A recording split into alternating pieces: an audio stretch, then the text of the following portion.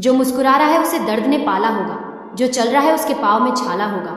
बिना संघर्ष के इंसान चमक नहीं सकता, जो जलेगा उसी दिए में उजाला होगा। संघर्ष क्यों बचे संघर्ष से? संघर्ष ही तो जीवन की आत्मा है। जितना कठिन संघर्ष होगा उतनी ही शानदार जित होगी।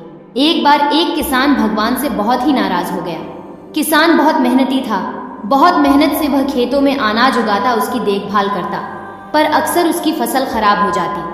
कभी सूखा पड़ जाता, कभी बाढ़ आ जाती, कभी तेज धूप, कभी आंधी, कोई ना कोई कारण बन ही जाता कि उसकी फसल खराब हो जाती। एक दिन वह किसान गुस्से में आसमान की ओर देखकर भगवान से कहा, हे ईश्वर, आपको लोग सर्वज्ञाता मानते हैं कि आप सब जानते हैं, कहते हैं कि आपकी इच्छा के बिना एक भी पत्ता नहीं हिलता, पर मुझे तो लगता है कि आप छोटी सी छोटी बात भी नहीं जानते। आपको तो ये भी नहीं पता कि खेती बाड़ी है। अगर आप जानते होते तो हर समय जो बाढ़, आंधी और तूफान आते हैं वो कभी नहीं आते। आप नहीं जानते कि कितना नुकसान उठाना पड़ता है हम किसानों को वर्टिकल बार। यदि आप मेरे हाथ में यह शक्ति दे दे कि जैसा मैं चाहूँ वैसा मैं कर दूँ, फिर आप देखना मैं अन्न के भंडार लगा दूंगा।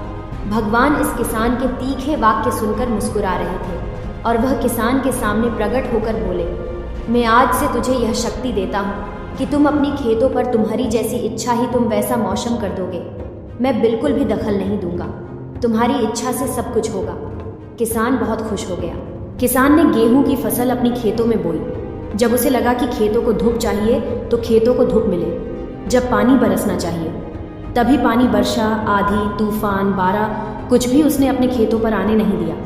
किसान के खेत में इस वर्ष ऐसी फसल हुई जैसी कभी नहीं हुई थी। हरी भरी लहलहाती फसल।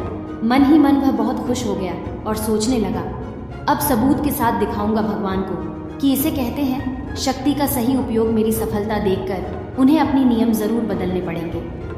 कुछ दिन गुजरे, फसल कटने को तैयार हो गए। किसान बहुत उत्सुकता के साथ फसल को काटने लगा, पर जैसे ही उसकी नज़र गेहूं की बालियों पर गया तो उसने अपना सिर पीट लिया और वह रोने चिल्लाने लगा। गेहूं की एक भी बाली के अंदर गेहूं का दाना नहीं था, सारी बालियां अंदर से खाली थी।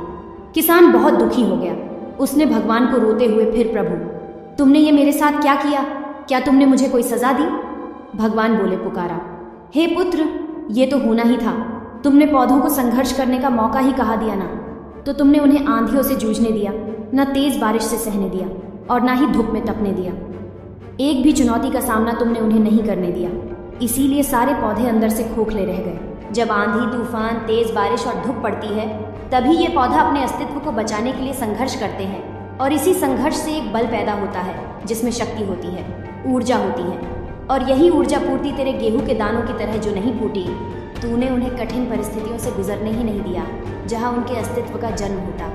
सारे बालियां इसीलिए खाली है, इसमें एक भी गेहूं का दाना इसलिए नहीं है क्योंकि तुमने अपने पौधों को संघर्ष कराया ही नहीं। याद रखिए, स्वर्ण में सवर्णीय आभा तभी आती है जब वह आग में तपने, गलने और हथौड़े से पीटने जैसे संघर्षों से गुजरता है। कोयले का टुकड़ा हीरा तभी बनता है जब वह उच्च दाब और उच्च ताप की मुश्किल परिस्थितियों से गुजरता है।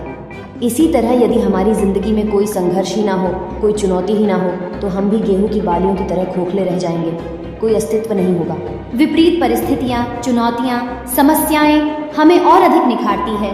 यदि जीवन में कठिन परिस्थितियां और चुनौतियां आए तो घबराना मत, बल्कि सामना करना। विश्वास करना कि आप और अधिक निखर जाओगे और अधिक मजबूत बन जाओगे। किसी ने कितना सही कहा है, जिंदगी जीना आसान नहीं होता, बिना संघर्ष कोई महान नहीं होता। जब तक ना पड़े हथौड़े की चोट तब तक पत्थर भी भगवान नहीं होता।